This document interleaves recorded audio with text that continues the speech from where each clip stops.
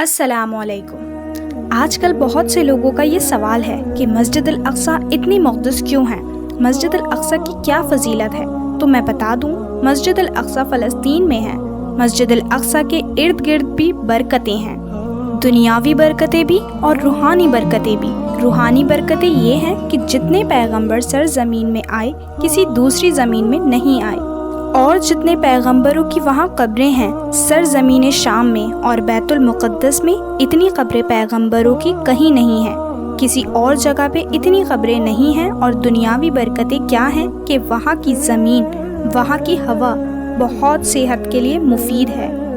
وہاں کا انار، زیتون، انجیر، یہ سارے ایسے برکت والے پھل اللہ وہاں پیدا کرتا ہے، اور بہت مقدار میں۔ علماء نے لکھا ہے کہ جب اللہ نے یہ بتایا کہ مسجد الاقصی کے ارد گرد برکتیں ہیں، تو اس سے خود بخود یہ ثابت ہوتا ہے کہ اس مسجد مبارک ہونے کی وجہ سے اس کے ارد گرد اتنی برکتیں ہیں، تو خود اس مسجد میں کتنی برکتیں ہوں گی۔ حدیث میں آتا ہے، جو مسجد الحرام میں نماز پڑھتا ہے اسے 1,00,000 نمازوں کا ثواب ملتا ہے، اور جو مسجد الاقصی اور مسجد نبوی میں نماز پڑھتا ہے اسے 1000 نمازوں کا ثواب ملتا ہے۔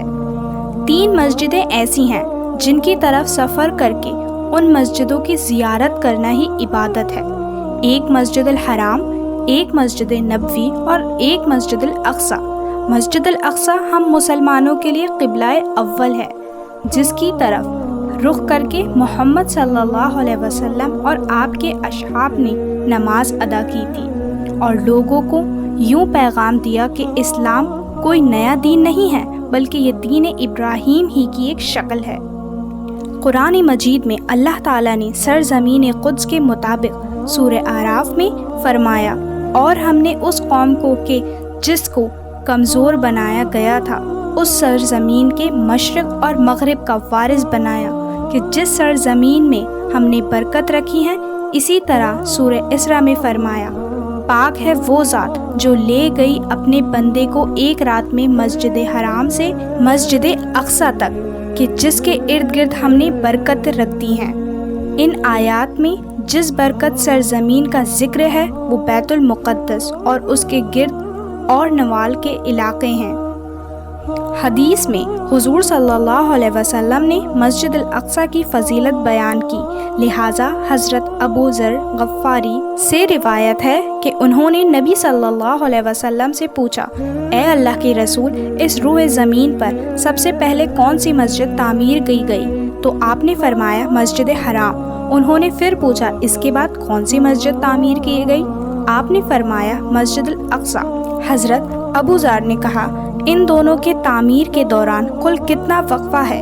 آپ صلی اللہ علیہ وسلم نے جواب دیا، 40 سال۔ مسجد الاقصی کو سب سے پہلے خود حضرت آدم علیہ السلام نے تعمیر کی گئی، اور بعد میں حضرت ابراہیم علیہ السلام نے اسے دوبارہ تعمیر کروایا۔ روایتوں کے مطابق اللہ نے جبرائیل علیہ السلام کو خصوصی طور سے حضرت آدم علیہ السلام کی طرف بھیجا اور حکم دیا کہ مسجد حرام اور مسجد الاقصی کی تعمیر کریں۔ ابن حشام نے اپنی تاریخ میں لکھا ہے کہ جب اسرائیل فلسطین میں مضبوط ہوئے اور ان کی روایت قائم ہوئی، تو حضرت داؤد علیہ السلام نے بیت المقدس کی دوبارہ بنیاد رکھی، اور پھر آپ کے جانشین اور فرزند حضرت سلیمان علیہ السلام نے مسجد الاقصی کی مکمل تعمیر فرمائی۔ غرض یہ کہ حدیث اور تاریخی روایتوں سے یہ پتہ چلتا ہے کہ بیت المقدس کو کئی مرحلوں اور اطوار میں بار بار تعمیر کی گئی ہے، نیز اس کی تجدید کے پیغمبروں نے کیا۔ مسجد الاقصی کی مکمل تعمیر حضرت سلیمان علیہ السلام کے دور میں ہوئی، جس کی تاریخ نہ صرف اسلامی بلکہ اسرائیلی روایتوں سے بھی ملتی ہے۔ قیامت کے قریب خراسان سے ایک جماعت نکلے گی، اور وہ جھنڈے لہراتے ہوئے آئے گی، سیدھے بیت المقدس پر گاڑ دے گی۔ دنیا کی ساری طاقتیں ان کا راستہ نہیں روک سکیں گی۔